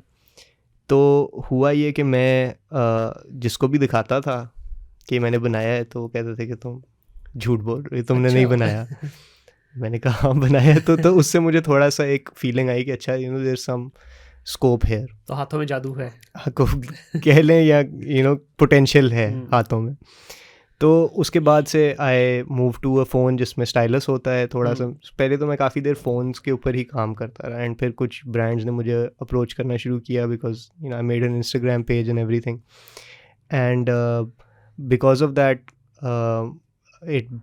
शौक से वो ट्रांसफॉर्म कर गया into a stream of income. Right. And it's good. मेरे एक एम्प्लॉई होते थे जो कि कह रहे थे कि जिस काम का शौक़ है वो जॉब नहीं करनी चाहिए। बिल्कुल। क्योंकि वो आप फिर रात को कर सकते हैं जॉब के बाद। सो यही चल रहा है। You know, I am mostly working on it at night. alhamdulillah, I've managed to grow a lot. I've worked with lots of major brands and big names now in Pakistan. And it's also जो मेरी business life है उसके ऊपर भी एक इसका positive impact है। In the sense that घर पे जब मैं कुछ बना रहा हूँ तो आई एम आर्टिस्ट, अगर मैं ऑफिस में बना रहा हूँ तो I am a designer. Right. अब इन दो चीज़ों में फ़र्क क्या है जो आपके दूसरे इस चीज़ पे भी सवाल पे रिलेट करता है कि आर्ट एग्जैक्टली किस चीज़ को कहते हैं और डिज़ाइन एग्जैक्टली किस चीज़ को कहते हैं। So art I would say कि हैं तो बहुत किस्म की, लेकिन सिंप्लीफिकेशन के लिए हम विजुअल आर्ट की बात करते हैं। ठीक है। आर्ट किस चीज़ को कहते हैं? एक या विजुअल आर्ट किस चीज़ को कहते हैं? एक ऐसी पेंटिंग या एक इमेज आपने बनाया जो कि एस्थेटिकली देखने में अच्छा लगे किसी को, ये एक किस्म की आर्ट है। या आप आर्ट को इस बेसिस पे जज कर सकते हैं कि जी ये चीज़ एस्थेटिकली मुझे अच्छी लग रही है कि नहीं अच्छी लग रही। That's the most simple form of art. दूसरा इस तरह का आर्ट होता है जो कि एक आर्टिस्ट की टेक्निकल कैपेबिलिटी को डेमोन्स्ट्रेट करने के लिए होता है। सो लेट्स से एक आदमी है जो बहुत रियलिस्टिक पेंटिंग्स बनाता है। सही। बेशक उसने एक बहुत बदशक्ल आदमी की पेंटिंग बना ली, if it is so realistic that it is not, it's very difficult to differentiate it from reality, तो आप कहेंगे कि यार ये आर्टिस्ट है, this is a piece of art, उसने एक ये क्रिएट किया, टेक्निकल स्किल है। सो पहली हो गई एस्थेटिक वैल्यू। दूसरा तरीका है आर्ट को जज करने का कि टेक्निकल स्किल वो शो करे। तीसरा होता है कि कुछ आर्ट जो है एक मीनिंग को सही, बिल्कुल सही, किसी कोई मैसेज कन्वे करने की कोशिश कर रहा था, कोई डीप मीनिंग। या आप को बहुत ज़्यादा पेंटिंग्स में नज़र आएगी कि अच्छा यार ये क्या चीज़ है। मॉडर्न आर्ट में ये बहुत ज़्यादा होता है कि ये चीज़ क्या है, बट देन वो आपको समझाएगा कि मैं ये इस चीज़ को रिप्रेजेंट कर रहा हूँ, ये कल्चर में शो कर रहा हूँ इसके अंदर, या ये कॉन्सेप्ट में इलस्ट्रेट कर रहा हूँ। ये 3 चीज़ें मेरे हिसाब से हैं जो आर्ट कहलाती हैं। ठीक है। डिज़ाइन जो है वो एक डिफरेंट चीज़ है। डिज़ाइन के अंदर इन 3 चीज़ों के ऊपर आप नहीं फोकस कर रहे हो, तो डिज़ाइन का मकसद होता है या तो एक पर्पस को अचीव करना या एक मैसेज को कम्युनिकेट करना। सही। अभी आपके पास कप पड़ा हुआ है, इसके साथ ये चीज़ अटैच्ड है, this is a design concept. क्यों? बिकॉज ये जिसने भी डिज़ाइन किया है उसने कहा कि एक पर्पस इसका हो रहा है। आपका जो दरवाज़ा है उसका जो हैंडल है उसका एक डिज़ाइन है, या ये जो माइक का स्टैंड है इसका एक डिज़ाइन है जिसकी वजह से जो इसका पर्पस है वो फुलफ़िल हो रहा है। या जब लेट से आप अगर something that I would design normally is a brochure, so I would make a painting that would be art, but जब मैं ब्रोशोर बनाऊंगा वो डिज़ाइन होगा। क्यों? क्योंकि मैं उस ब्रोशोर के थ्रू अपनी कंपनी की कुछ वैल्यूज़, फैक्ट्स, इंफॉर्मेशन पोर्ट्रे करना चाहता हूँ इन द मोस्ट इफ़ेक्टिव वे, कि जी वो अच्छा भी लगे, वो भी एक पर्पस है कि वो अच्छा भी लगे और वो देखने वाले को सारी चीज़ें, मैसेजेस जो मैं उनको भिजवाना चाह रहा हूँ वो कन्वे भी हो जाए। So this is the difference between art and design. And जब मैं अगेन इनिशियली मैंने ऑफिस में ज्वाइन किया था तो मैं सारा वक्त जो है ना, या मैं ब्रोशर डिज़ाइन करने पे लगा, या मैं बस कोई चीज़ ढूंढ लेता था डिज़ाइन करने के लिए, जब तक मुझे वालिद साहब ने स्पेसिफिकली कहा नहीं कि भाई हमने 6 डिज़ाइनर्स की टीम रखी हुई है, तुम क्यों इधर डिज़ाइन कर। ठीक, so that's the difference. But because of that, you know, from a marketing perspective aesthetic value is very important. Right. Branding perspective से aesthetic value is very important. Colours की सेंस होना is very important. हमारा जो brand है, even though उसके initial जो brand की guidelines हैं या जो उसकी ओवरऑल कलर्स हैं वो मैंने डिज़ाइन नहीं किए थे। आई वाज फॉर्चुनेट कि एक बहुत colourful colour palette of you know brand colors मुझे मिला to work with, and that's also very similar to the type of art that I make. Right. Another thing जो मैं अपने आर्ट में commonly use करता हूँ आर कैरेक्टर्स। एंड कैरेक्टर्स अगर आपने हमारी वेबसाइट या हमारे ब्रोशर्स देखे तो वो भी बहुत कैरेक्टर हैवी है। So this allows me to you know जो मेरे आर्टिस्टिक कैपेबिलिटी है उसको मैं यूटिलाइज़ करूँ हमारी मार्केटिंग कम्युनिकेशंस को और एस्थेटिकली प्लीजिंग बनाने के लिए, एक डिज़ाइन पर्सपेक्टिव से उनको और कोहीसिव और कॉम्प्रिहेंसिव बनाने में। और ये दोनों जो आर्टिस्ट होते हैं, एक डिजिटल आर्टिस्ट और या जो कैनवस पे करते हैं फिजिकली, इन दोनों में क्या डिफरेंस है? आई वुड से कि जो फिज़िकल आर्टिस्ट है उसकी मैं काफ़ी रिस्पेक्ट करता हूँ, बिकॉज डिजिटल आर्ट में what I liked about it the most is कि मैं अगर कुछ बनाता हूँ तो मैं अंडू का बटन दबा के उसको रिमूव भी कर सकता हूँ, राइट? या अगर मुझे एक परफेक्ट सर्कल शेप चाहिए तो वो मैं एक सर्कल शेप उसमें ला के रख सकता हूँ।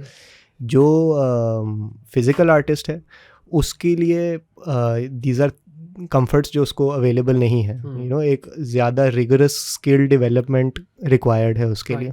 बट देन उसका बेनिफिट लाइक आई सेड ये भी है कि उसने जो भी बनाया है that is ready to be sold almost, right? कि मैंने एक पेंटिंग बनाई है तो it's ready to go to market. As a digital artist, because primarily my art is very colourful, very eclectic and psychedelic किस्म की उसके अंदर फीचर्स हैं। मेरे लिए जब मैं उसको प्रिंट आउट करता हूँ तो वो it doesn't always carry the same impact. ये ऑफ कैमरा भी हम बात कर रहे थे कि you are trying to find out the solution के जहाँ पे वो वही आए basically. Yes. So अभी मैं पाकिस्तान में रह के limited resources के साथ ट्राई कर रहा हूँ कि बेस्ट तरीका क्या है उसको करने का, और कुछ आर्टिस्ट्स हैं जिन्होंने बहुत अच्छा।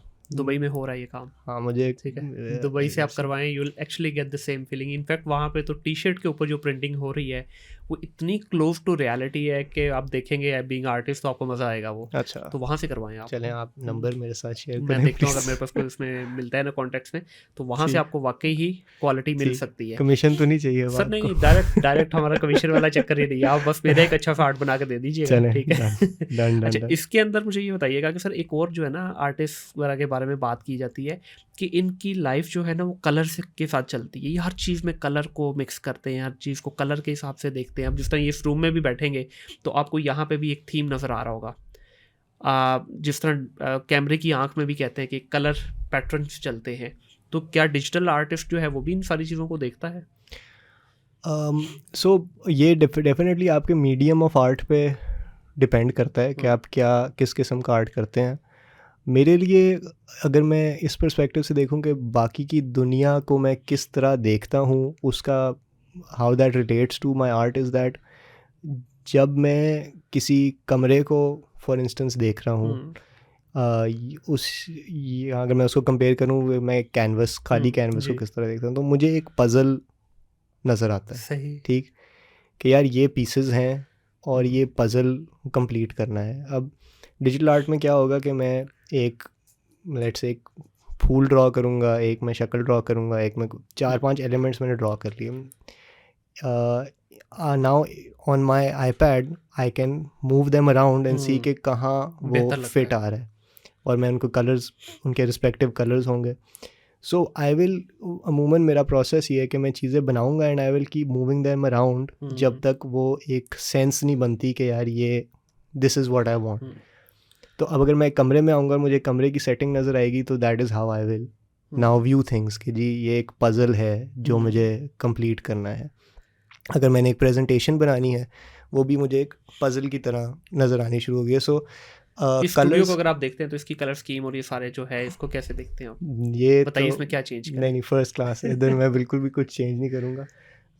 In fact it's definitely one of the best studio setups that I have seen in honestly Pakistan. इसके अंदर भी इट टुक मी 6 मंथ अच्छा, टू जस्ट बिल्ड दिस। इसमें ये जो आप सारे पैटर्न्स देख रहे हैं ना, ये ग्रे कलर क्यों यूज़ किया है, डार्क ग्रे कलर क्यों यूज़ किया है, फिर ये देयार की वुड क्यों यूज़ की है, every single element in this room has a purpose. अच्छा, कोई ऐसा नहीं, इवन ये जो ऊपर आप देख रहे हैं इसका भी पर्पस है, ये लाइट के लिए नहीं है, इसका भी पर्पस सो ये है। डिज़ाइन है, ये right? design So ये है, वो फ़र्क हाँ। आ गया ना आर्ट और डिज़ाइन वाला। बिल्कुल। सो इस कमरे को आपने डिज़ाइन किया है बिकॉज आपका एक स्टूडियो का एक्सपीरियंस है जो कि आप चाहते हैं कि एक सर्टन वे चले, एंड आई थिंक अच्छा सर्व कर रहा है अपना चले, पर्पस। वेरी गुड ठीक हो गया। तो इसको सर भी आप सोलो मैनेज कर रहे हैं, राइट? ये पूरा Yes. आपका आर्ट वर्क है। जी तो व्हाई बिल्कुल। Don't you get into team building stuff के जहाँ पे आप जो है इसको भी एक प्रोफेशनल, जिस तरह पीपल को चला रहे हैं, इसको भी पैरेलल एक बिजनेस खड़ा कीजिए, टीम हायर कीजिए and then start offering your colourful life to the other people as well.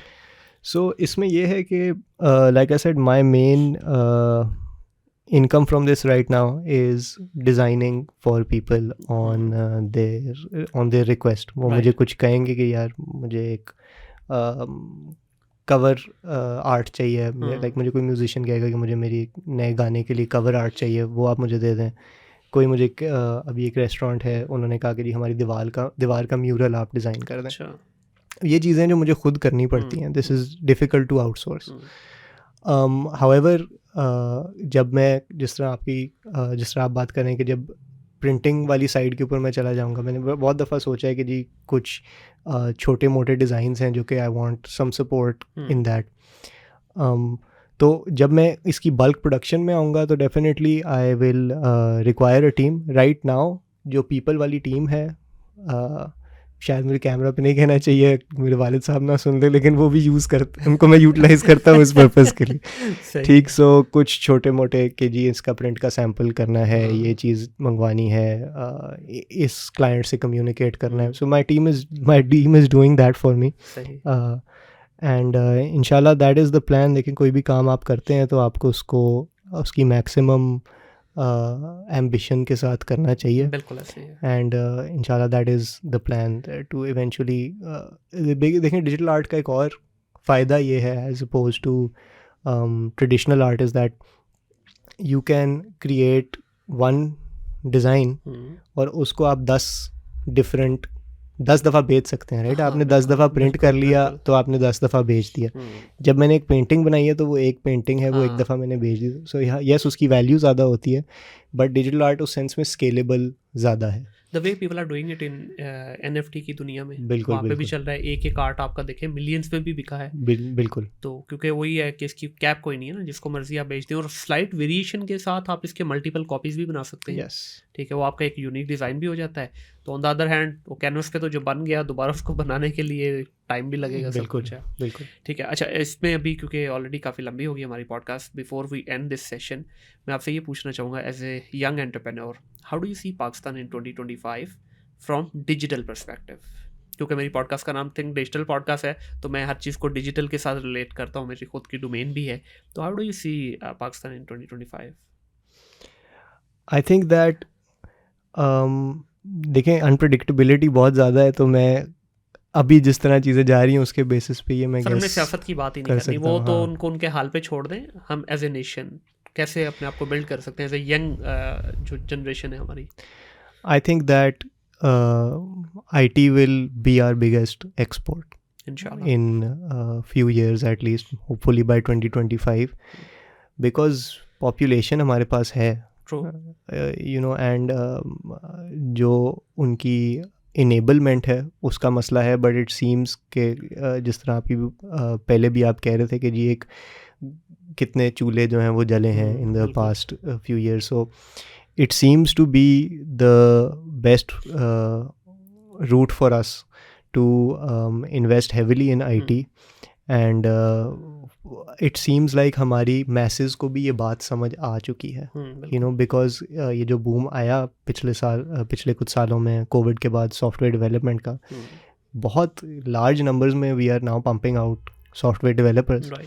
So obviously इन चीज़ों का एक ओवरऑल इम्पैक्ट लेने में कुछ टाइम लगता है, एंड आई थिंक 2025 तक इंशाल्लाह वो टाइम आ जाएगा। So we seem to as a nation have understood that this is a good solution for us, this is good route for us to take. हमारे पास हमारी नेबरिंग कंट्री है जिन्होंने IT एक्सपोर्ट्स में सऊदी अरेबिया से ज़्यादा oil exports को beat कर दिया है, and as long as I am not wrong in saying कि जी हमें समझ आ गई है इस बात की, इंशाल्लाह over the next few years ये सिचुएशन बेहतर होगी, लोग और इस फील्ड में जाएंगे, and we will hopefully this large population and their ability to work on software products, that is going to definitely save us इंशाल्लाह। और ये जो आपने बात बोली है ना इब्राहिम, इसको एक चीज़ बड़ी कॉम्प्लीमेंट करती है यहाँ पे।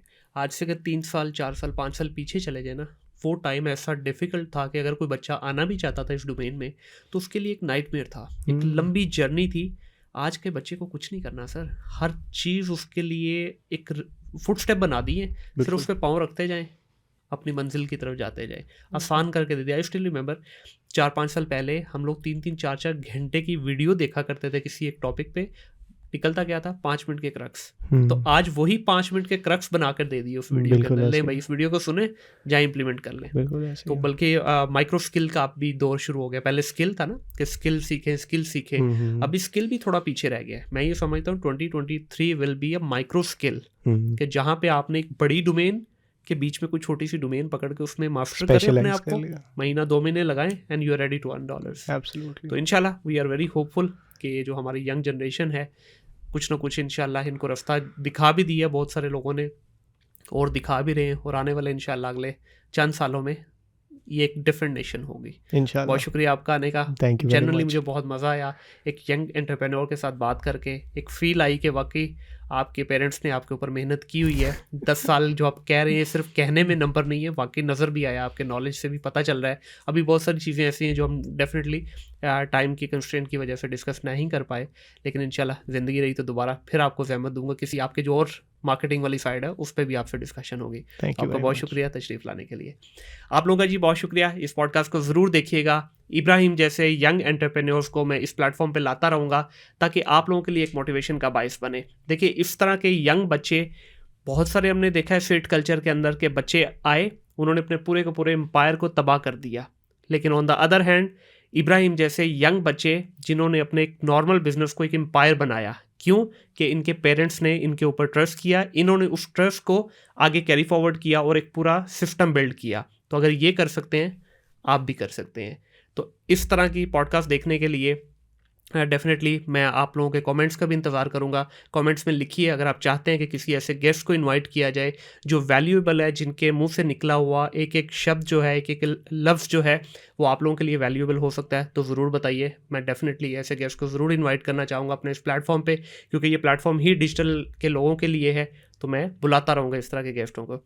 इस पॉडकास्ट को ज़रूर देखिएगा, आगे ज़रूर शेयर कीजिएगा, चैनल को भी सब्सक्राइब कर लें भाई, कुछ नहीं जाता आपको, और बेल आइकन पे ज़रूर क्लिक करें ताकि आने वाली तमाम लेटेस्ट एपिसोड टाइमली आप तक पहुँचे। अपना ख्याल रखिएगा, अपने इर्द गिर्द के माहौल को साफ़ रखिएगा। टिल देन, अल्लाह हाफिज़।